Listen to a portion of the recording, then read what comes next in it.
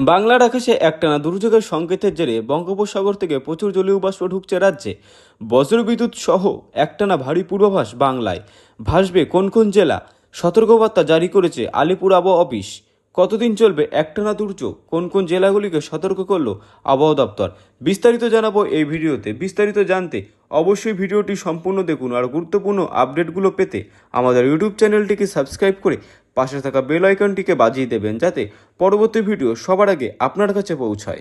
রথের দিনে ঘূর্ণাবর্ত বদলে নিম্নচাপ, কলকাতা দীঘা থেকে দার্জিলিং কোথাও কত বৃষ্টি জানুন কতদিনের পূর্বাভাস।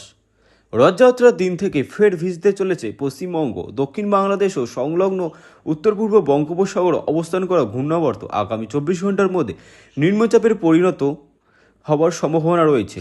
তার প্রভাবে বুধবার থেকে দক্ষিণবঙ্গে বৃষ্টির পরিমাণ উল্লেখযোগ্যভাবে বাড়বে বলে পূর্বাভাস আলিপুর আবহাওয়া দপ্তর। কলকাতা, দীঘা সহ একাধিক জেলায় ভারী বৃষ্টির সতর্কতা জারি হয়েছে। অন্যদিকে উত্তরবঙ্গে সপ্তাহের শেষে ফের সক্রিয় হবে বর্ষা। নিম্নচাপের জেরে রথের দিন থেকে বৃষ্টির দাপট।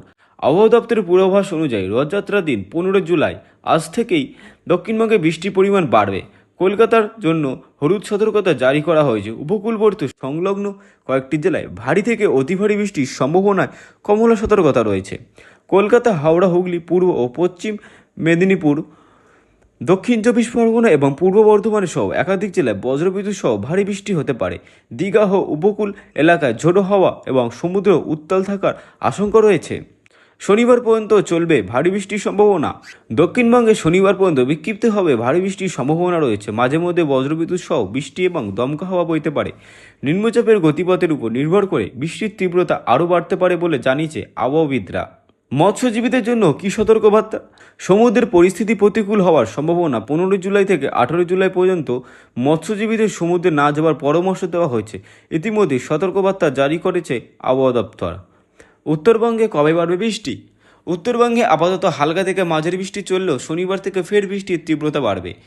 রবি ও সোমবার দার্জিলিং, কালিম্পং, জলপাইগুড়ি, আলিপুরদুয়ার এবং কোচবিহারে কমলা সতর্কতা জারি করা হয়েছে।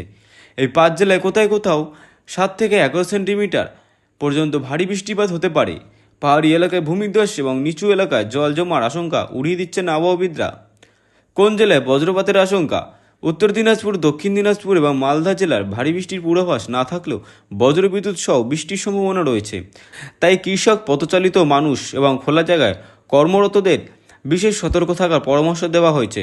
কেন বাড়ছে বৃষ্টি? আবহাওয়াবিদদের মতে বঙ্গোপসাগর থেকে বিপুল পরিমাণে জলীয় বাষ্প প্রবেশ এবং সক্রিয় মৌসুমী অক্ষরেখার প্রভাবে এই বৃষ্টিপাত অনুকূল পরিস্থিতি তৈরি হয়েছে।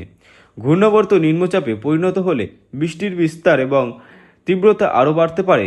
কী পরামর্শ প্রশাসনের? প্রশাসনের পক্ষ থেকে নাগরিকদের নিয়মিত আবহাওয়ার আপডেট অনুসরণ করার অনুরোধ জানানো হয়েছে।